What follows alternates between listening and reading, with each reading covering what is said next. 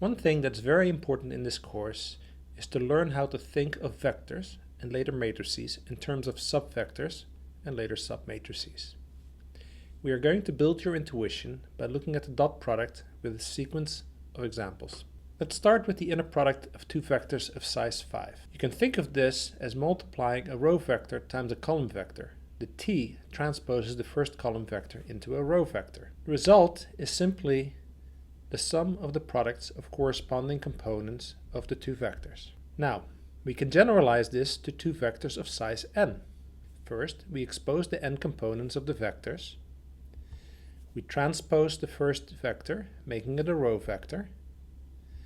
And the dot product is then the sum of the products of corresponding components, which we can also write as a summation. What if we think of the two vectors as consisting of the first elements in red and the rest of the vectors in blue? Transposing means that the first vector becomes a row vector consisting of the first element and the transpose of the remainder of that vector.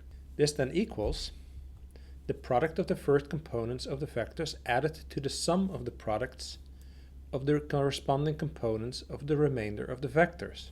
Let us emphasize that this equals the product of the first components of the vectors, in red, added to the dot product of the remainder of the two vectors.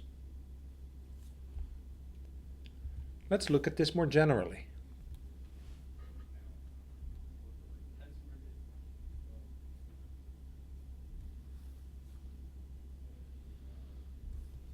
Now, let's see what happens if we view each of the vectors as two subvectors, the first consisting of two components and the second of three components.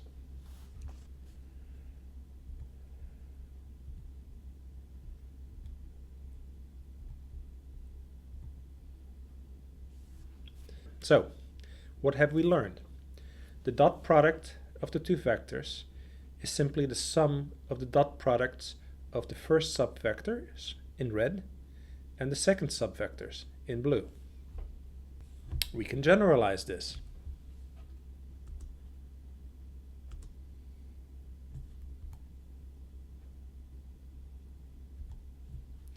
What if we view the vectors as consisting of three regions or subvectors? Again, we can transpose. And what we see is that it's just the sum of the dot products of the subvectors, of the regions. We can generalize this.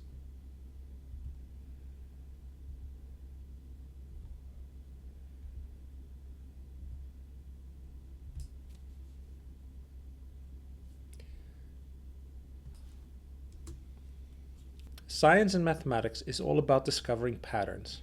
If you think about what you just observed, you will notice that you can justify to yourself the observation that if two vectors of the same size are subdivided into subvectors of corresponding sizes, then the dot product of the vectors equals the sum of the dot products of the subvectors.